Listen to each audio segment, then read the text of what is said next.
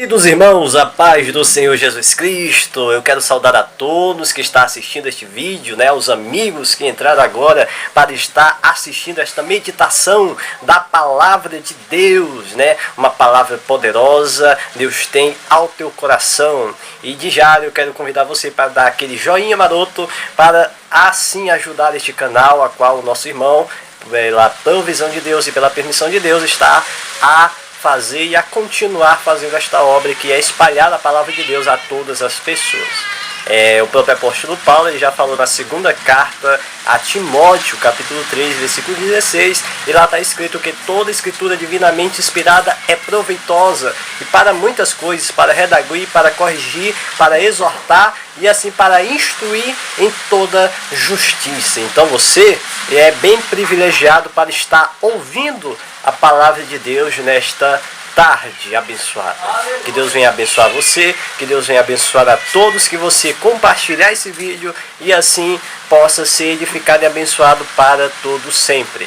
Nesta tarde eu gostaria de conversar com você e começar nesta conversa com um texto bíblico, Nós vamos fazer uma meditação em um versículo bíblico nesta tarde, a qual se encontra na carta aos Romanos, no capítulo de número 3 e no versículo de número 23. Talvez você que está ouvindo nesta meditação, você realmente já sabe do que esse versículo retrata, Às vezes, ou muitas das vezes, esse versículo é muito citado, porém mal interpretado. Às vezes também é citado e assim é colocado com outros pontos de vista, sem assim a pessoa que está ouvindo a palavra de Deus compreender melhor. Mas eu quero deixar esse versículo para você, uma pequena meditação, Nós não vamos aprofundar muito, porque isso iria estender o vídeo demais, mas vamos meditar na palavra de Deus. O versículo diz o seguinte, Romanos 3 e 23, porque todos pecaram e destituídos estão da glória de Deus.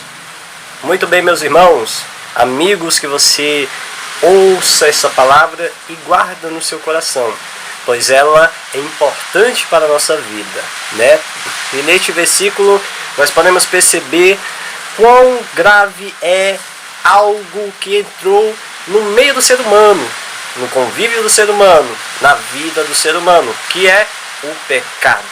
O pecado, ele é como uma doença que se espalha, Você talvez que está assistindo o vídeo viu toda essa polêmica, sobre o coronavírus, que tem a capacidade de tirar a vida de muitas pessoas que estão lá naquele país estrangeiro. Pois é, o pecado, ele faz muito mais pior do que essa doença faz na vida do ser humano.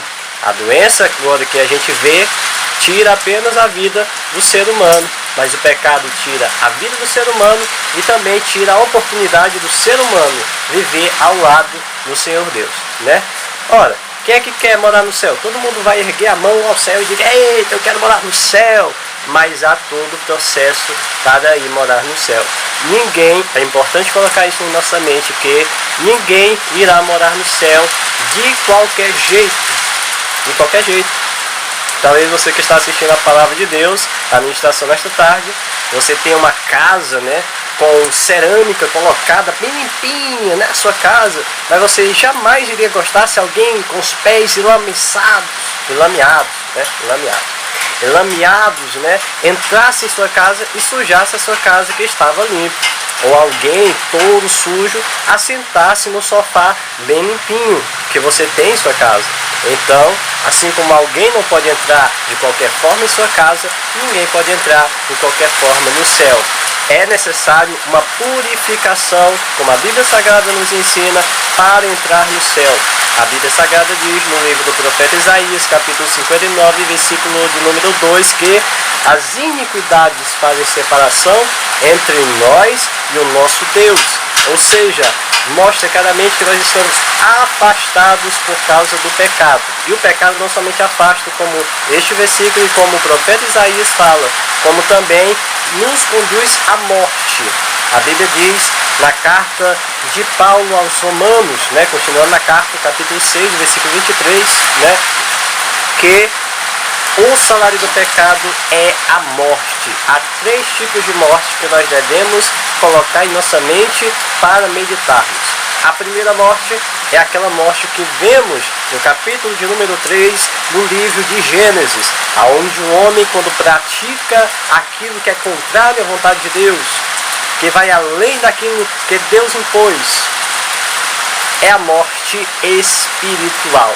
Quando o homem decide desobedecer às ordens de Deus, fazendo aquilo que o seu coração deseja, a morte espiritual reina em sua vida. Passa agora a habitar na vida do ser humano, e agora o ser humano perde a comunhão que ele tinha com o seu Deus. A segunda morte é consequência da morte espiritual, que é a morte física. Uma vez que o homem está longe da presença de Deus, ele experimenta o fim da sua vida física. Observa, no Evangelho de Jesus, segundo escreveu Lucas capítulo 7, versículo 11 em diante, aonde Jesus, com uma multidão, entra ou chega próximo da entrada da cidade de Naim. E quando ele chega próximo daquela cidade, próximo à porta, à entrada daquela cidade, você pode observar que há, em direção ao Senhor Jesus, em direção à porta, melhor dizendo, um cortejo fúnebre. O que era aquilo?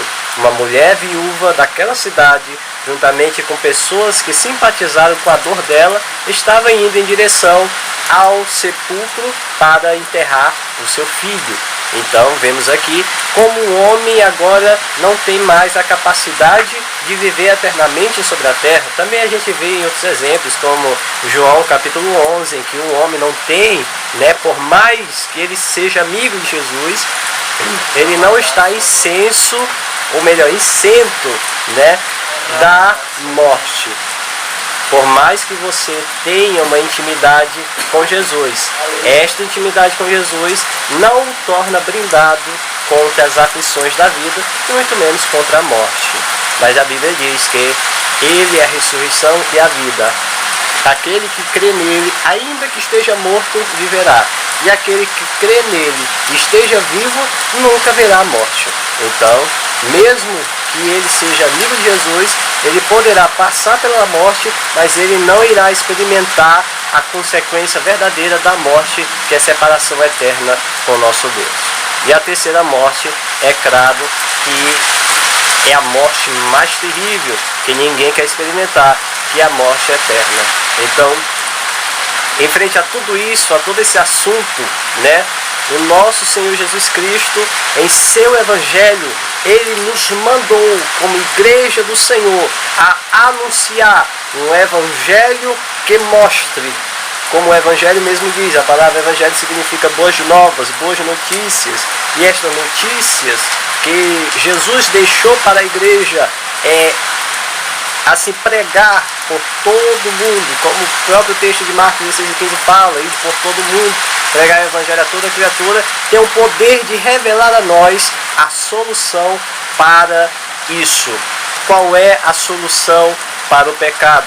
Qual é a solução para assim conseguirmos, reconciliarmos com o nosso Deus? Será se está em nossas obras? Não.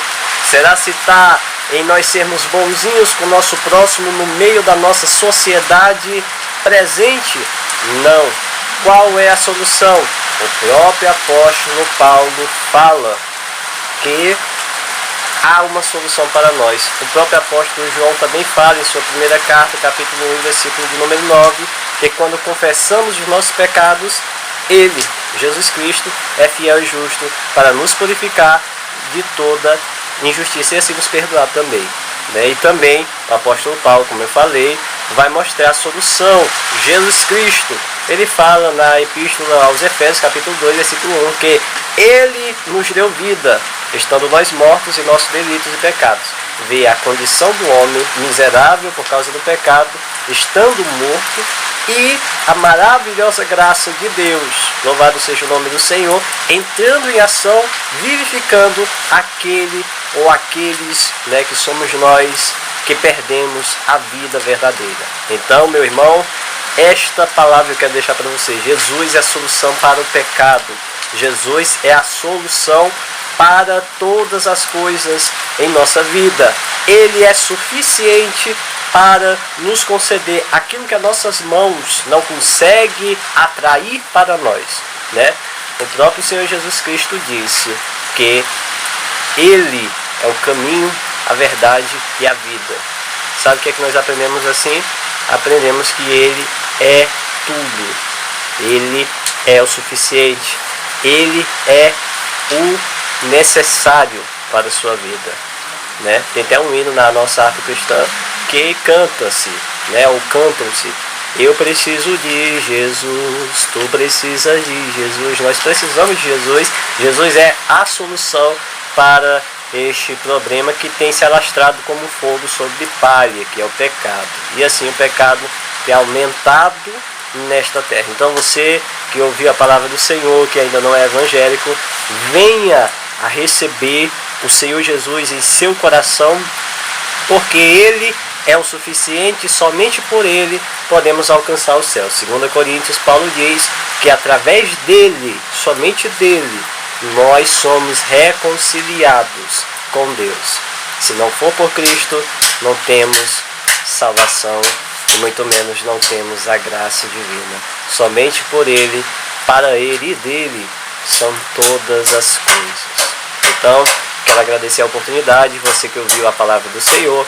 Deixa aquele joinha maroto ajudando o canal e assim também se inscreva. Se você não é inscrito no canal, se inscreva, né, em nome de Jesus, e seja abençoado. E também você pode abençoar muitas pessoas ouvindo nesta palavra que você acabou, né, de assim assistir, compartilhando o vídeo para essa pessoa. Então, que Deus abençoe, em nome de Jesus, graça e paz.